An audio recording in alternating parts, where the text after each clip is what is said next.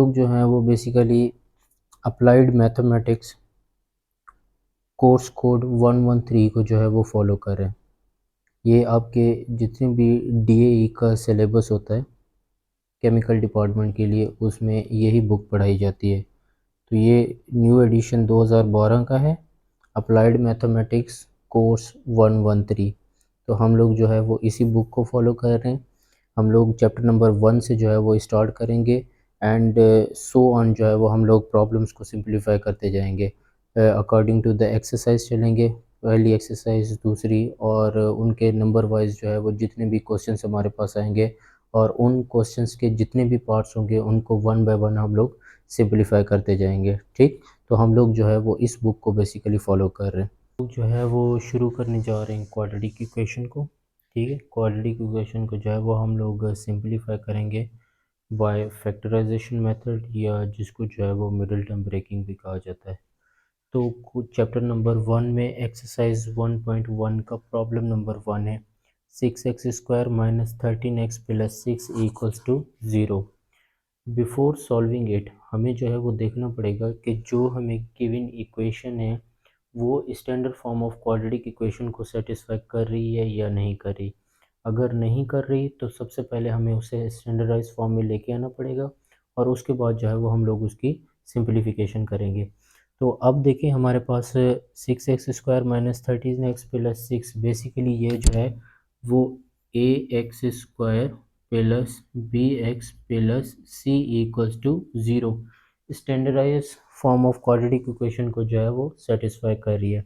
तो हम bye middle term breaking जो है वो इस क्वाड्रेटिक इक्वेशन के जो है वो रूट्स फाइंड कर लेंगे। ठीक, तो अब रूट फाइंड करने के लिए बेसिकली मिडिल टर्म ब्रेकिंग के लिए हमारे पास रूल होता है कि आपने क्या करना होता है कि जो x² का कोफिशिएंट है और कांस्टेंट की जो वैल्यू होती है इनका प्रोडक्ट फाइंड करें, और जो इनका प्रोडक्ट आता है उसके आप फैक्टर्स फाइंड करें और फिर उन फैक्टर्स को ऐसे प्लस माइनस करें कि वो मिडिल टर्म के बराबर हो जाएं। तो इस तरीके से आपकी मिडिल टर्म जो है वो ब्रेक हो सकती है।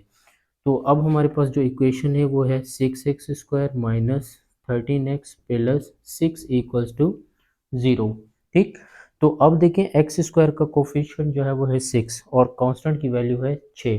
तो 6 multiply by 6 the answer will B 36। ठीक, तो अगर हम इसके फैक्टर्स फाइंड करें तो 2 का टेबल 1 टाइम, ठीक है, तो 8 टाइम, 2 का टेबल 9 टाइम, 3 का टेबल जो है वो 3 टाइम एंड 3 का टेबल 1 टाइम।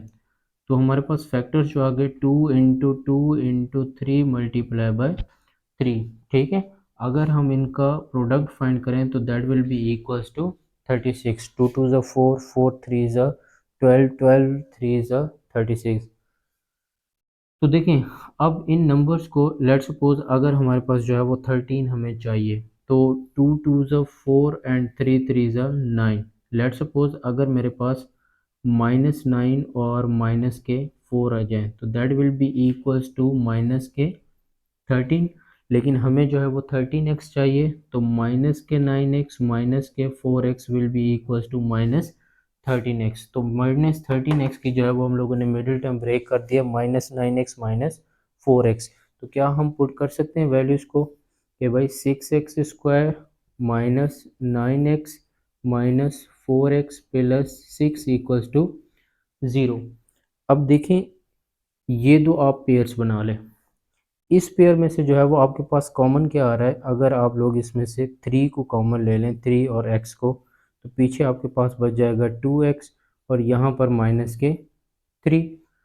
अगर आप यहाँ से माइनस के 2 कॉमन ले लें तो पीछे आपके पास 2x बच जाएगा और माइनस के जो है वो आपके पास 3 will be equals to 0। Now look, यहाँ पर आपके पास 2x माइनस 3, 2x माइनस 3, तो आपके पास एक कॉमन पेयर बन रहा है। तो 2x माइनस 3 का एक आपके पास कॉमन पेयर आ गया और दूसरा 3x माइनस 2 का, 3x माइनस 2 एक आपके पास पेयर आ गया इज इक्वल्स टू 0। तो यहाँ पर देखें आपके 2x माइनस 3 और 3x माइनस 2 इक्वल्स टू 0। अगर हम दोनों को इक्वेट करवा दें 0 के, तो 3x 2x minus 3 equals to 0 और 3x माइनस 2 इक्वल्स टू 0 के बराबर। तो हमें x की वैल्यू फाइंड करनी है। तो 2x यहाँ पर देखिए माइनस का 3 है, उस साइड पे शिफ्ट करवाएंगे तो पॉजिटिव 3। 2 यहाँ पर मल्टीप्लाई हो रहा है, अगर उस साइड पे शिफ्ट करवाएंगे तो 3/2। तो एक हमारे पास जो रूट आ गया है अपनी क्वाड्रेटिक इक्वेशन का, डेट इज 3/2। यहाँ से अगर हम x फाइंड कर लें तो 3x, देखिए -2 यहाँ पर है, अगर उस साइड पे शिफ्ट करवाएंगे तो +2। 3 यहाँ पर x के साथ मल्टीप्लाई हो रहा है, अगर हम राइट हैंड साइड पे शिफ्ट करवाएंगे तो x विल बी 2/3। ठीक, तो एक हमारे पास रूट जो आ गया है वो x/2 3/2 और दूसरा जो आ गया है वो 2/3। सो हमारे पास सोल्यूशन सेट जो बनेगा दैट विल बी 3/2 और 2/3। ठीक, this will be your answer. तो आपने क्या किया है, जो आपको गिवन इक्वेशन थी क्वाड्रेटिक इक्वेशन को बाय फैक्टराइजेशन मेथड आपने उस इक्वेशन के रूट्स फाइंड कर लिए। ठीक है, तो ये आपके पास था एक्सरसाइज 1.1 का क्वेश्चन नंबर 1। हमारे पास जो है वो एक्सरसाइज 1.1 का क्वेश्चन नंबर 2 है। 2x² minus 3/4 equals to x/2। तो आप प्रीवियस प्रॉब्लम के अंदर आप लोगों ने देखा था कि जो हमें क्वाड्रेटिक इक्वेशन मिली हुई थी वो बेसिकली हमारे पास स्टैंडर्डाइज फॉर्म में थी, मतलब ax² plus bx plus c equals to 0 था। ठीक, तो ये हमारे पास जो है वो basically standard form of quadratic equation होती है। तो हम जो है वो पहले अपनी गिवन इक्वेशन को जो है वो अपनी स्टैंडर्ड फॉर्म में लेके आएंगे, उसके बाद जो है वो बाय फैक्टराइजेशन मेथड उसको सिंपलीफाई करेंगे। तो अब देखें आपके पास 3/4 माइनस 2x² हो रहा है। ठीक, तो 2x² minus 3/4 over 1 equals to x/2। तो आप क्या कर लें, लेफ्ट हैंड साइड पे जो है वो इनकी एलसीएम ले लें। तो LCM will be 4, 4 divided bye 1 4, 4 multiply by 2, the answer will B 8। तो ये आपके पास हो जाएगा 8x² माइनस की sign 4 divided by 4, the answer will be 1 and 1 multiply by 3, the answer will be 3 equals to x/2। अब देखें आपके पास यहाँ पर x/2 है और यहाँ पर 8x² माइनस 3/4। तो आप लोगों ने क्या करना है, इसको क्रॉस मल्टीप्लाई करवा दें। तो जब क्रॉस मल्टीप्लाई करवाएंगे ये आपके पास 8x² माइनस 3, ये मल्टीप्लाई होगा किसके साथ, 2 के साथ, और इक्वल्स टू ये 4 जो है वो मल्टीप्लाई होगा किसके साथ, x के साथ, तो आपके पास 4x हो जाएगा। सो 2 जो है वो बेसिकली मल्टीप्लाई हो रहा है पूरी एक्सप्रेशन के साथ, तो आप इसको मल्टीप्लाई कर दें। 2 8 ज़ा 16x² माइनस 3 2 ज़ा 6 इक्वल्स टू 4x। ठीक है, तो आप देखें स्टैंडर्डाइज इक्वेशन जो है वो बेसिकली बराबर है 0 के बराबर। तो आप इस वैल्यू को 4x को जो है वो शिफ्ट करवा दें। तो यहाँ पर 4x पॉजिटिव है, इधर आएगा तो नेगेटिव।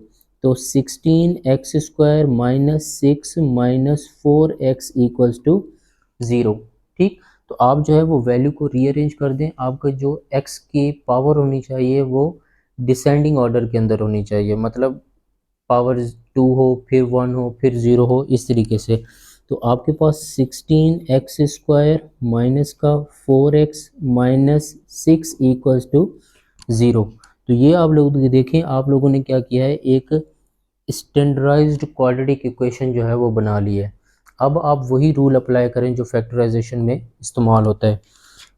चलें एक दिन देखें आप लोग 16, 4 और 6, इसमें से जो है वो आप लोग 2 को जो है वो कॉमन लेके उसको 2 के साथ बोथ हैंड साइड पे जो है वो डिवाइड करवा दें, तो आपकी इक्वेशन जो है वो सिंपलीफाइड फॉर्म हो जाएगी। लेट सपोज हमारे पास लिखा हुआ है 16x² minus 4x minus 6 equals to 0। तो अगर हम 2 जो है वो कॉमन ले लें तो हमारे पास बचेगा 8x² minus 2x minus 3 equals to 0। तो अगर हम डिवाइड करवा दें, divide both side of equation by 2, 2 के साथ करवा दें, तो ये आपके पास 2 8x² minus 2x minus 3 equals to 0 रहेगा। पूरी एक्सप्रेशन को इक्वेशन को जो है वो 2 के साथ डिवाइड करवा दें तो 2 के साथ जो है वो आपके पास कैंसिल आउट हो जाएगा। तो ये 8x² minus 2x minus 3 equals to 0, 0/2 will be equals to 0। तो आप देखें आपके पास एक simplified form of quadratic equation form हो गई है। तो अब जो है वो अपनी फैक्टराइजेशन मेथड वाले रूल अप्लाई करें। तो रूल क्या कहता है कि भाई आपने x² के कोफिशिएंट को कांस्टेंट के साथ मल्टीप्लाई, वैल्यू ऑफ c के साथ मल्टीप्लाई करवाएं। तो 8 को अगर 3 के साथ मल्टीप्लाई करवाएं तो कितना हो जाएगा, 8 3 ज़ा 24, तो आपके पास आ गया 24। अगर हम इसके फैक्टर्स निकालें तो 2 का टेबल 1 टाइम 2 टाइम, 2 का टेबल 6 टाइम, 2 का टेबल 3 टाइम एंड 3 का टेबल 1 टाइम।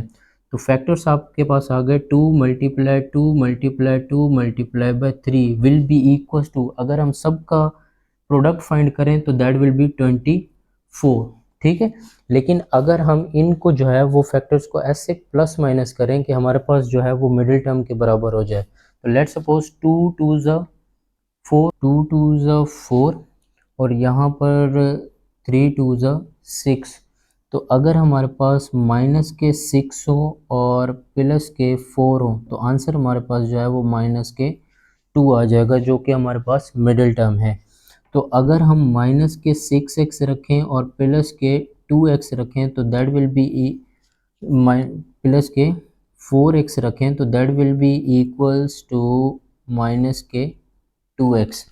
तो हमारी जो है वो मिडिल टर्म जो है वो ब्रेक हो चुकी है। -2x की जगह पे हम लोग जो है वो -6x प्लस 4x रख सकते हैं। ठीक है, यहाँ पर देखें तो आप वैल्यू सब्सटीट्यूट कर दें, 8x² minus 6x plus 4x minus 3 equals to 0। Now look, यहाँ पर आपके पास पेयर है और यहाँ पर एक पेयर बन गया।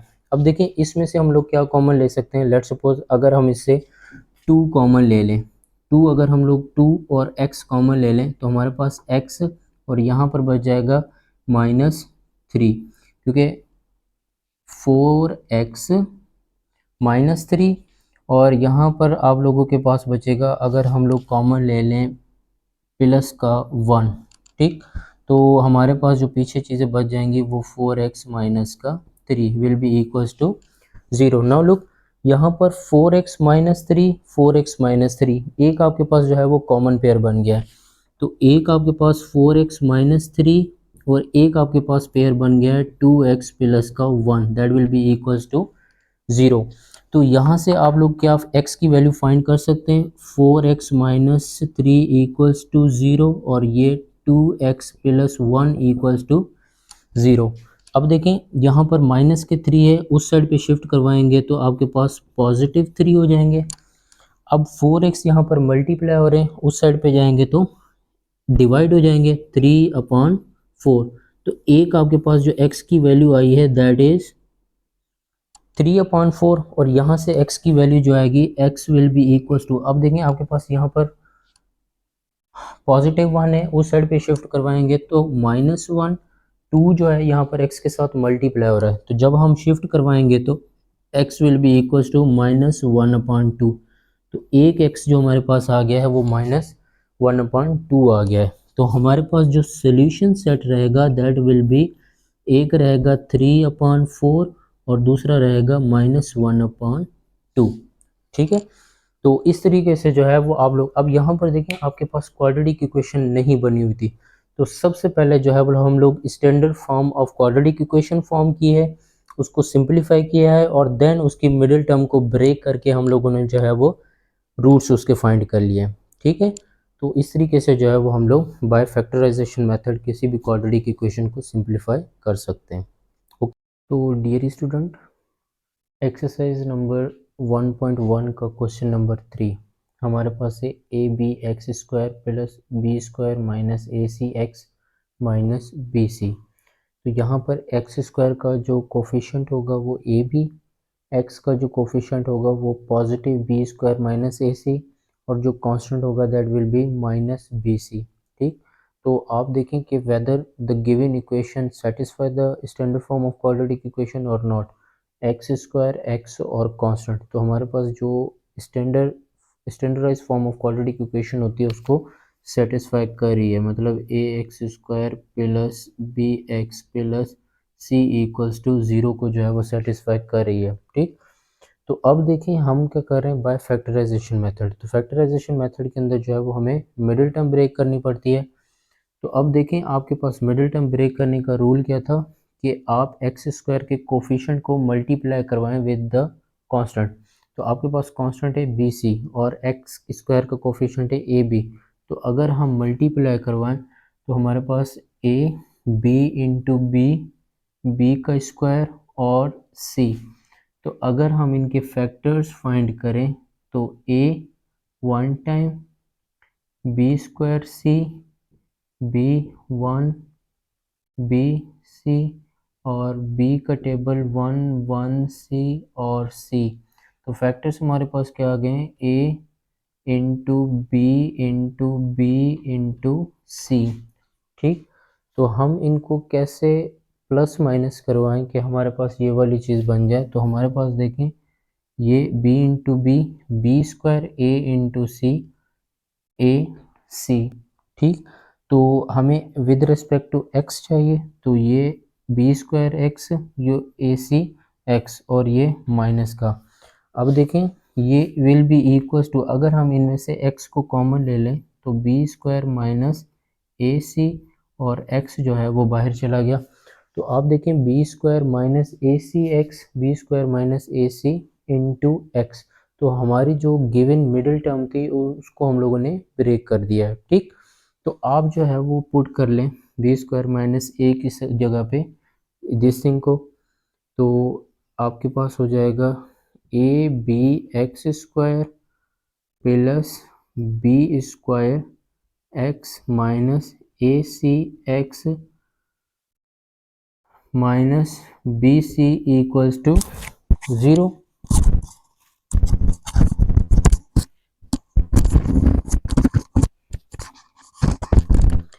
Equals to 0। तो अब देखें आप पेयर बना लें, ये आपके पास एक पेयर और ये आपके पास दूसरा पेयर। तो इनमें से देखें कॉमन क्या चीज़ है, बी बी एक्स एक्स। तो आप बी एक्स को जो है वो कॉमन निकाल लें, तो बाकी चीज़ें आपके पास रह जाएंगी, एक तो ए और यहाँ पर एक्स और प्लस बी एक्स, एक बी बाहर चला गया एक बी। उसके बाद देखें यहाँ से अगर हम लोग माइनस का सी कॉमन ले लेते हैं तो पीछे हमारे पास ए एक्स बचेगा और प्लस का B equals to 0। Now look A x plus B दोनों का हम लोग कॉमन पेयर फॉर्म कर सकते हैं। ए एक्स प्लस बी हमारे पास कॉमन पेयर आ गया और यहाँ पर देखें एक पेयर बन गया b x minus c equals to 0।